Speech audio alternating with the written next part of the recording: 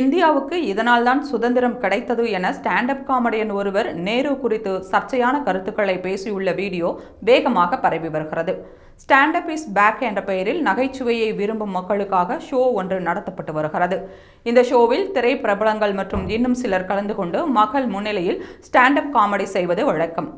இந்த show YouTube மற்றும் Netflix உள்ளிட்ட தளங்களில் வெளியாகி மக்களின் வரவேற்பை பெற்றுள்ள நிலையில் சில நாட்களுக்கு முன் நடந்த ஸ்டாண்ட் அப் இஸ் பேக் நிகழ்ச்சியில் கலந்து கொண்டு பேசிய பரத் பாலாஜி என்பவர் நேரு குறித்து சர்ச்சையான கருத்துக்களை தெரிவித்துள்ளது பெரும் சலசலப்பை ஏற்படுத்தியுள்ளது.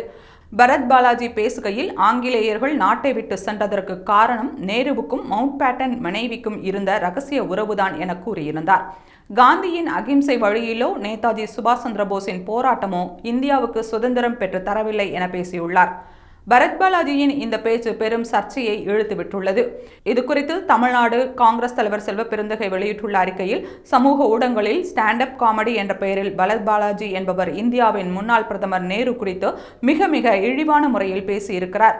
இந்தியாவின் பிரதமராக 17 ஆண்டு காலம் பதவி வகித்து நவ இந்தியாவின் சிற்பி என்று அழைக்கப்பட்டவரும் உலக நாடுகளில் உள்ள அனைத்து தலைவர்களாலும் பாராட்டப்பட்டவருமான நேருவை இத்தகைய முறையில் இழிவாக பேசுவதை அனுமதிக்க முடியாது என குறிப்பிட்டுள்ளார். பரத் பாலாஜியை காவல்துறை கைது செய்ய உடனடி நடவடிக்கை எடுக்க வேண்டும் என்றும், இந்த விவகாரத்தில் முதல்வர் தலையிட்டு உரிய நடவடிக்கை எடுக்க வேண்டும் என்றும், பரத் பாலாஜியின் இந்த செயலால் தமிழக காங்கிரஸ் தொண்டர்களின் மனம் புண்பட்டிருப்பதாகவும், இதுபோன்ற நாகரிகமற்ற பேச்சுக்கள் சமூக ஊடகங்களில் பரவாமல் இருக்க சைபர் கிரைம் காவல்துறைக்கும் கோரிக்கை வைத்துள்ளார்.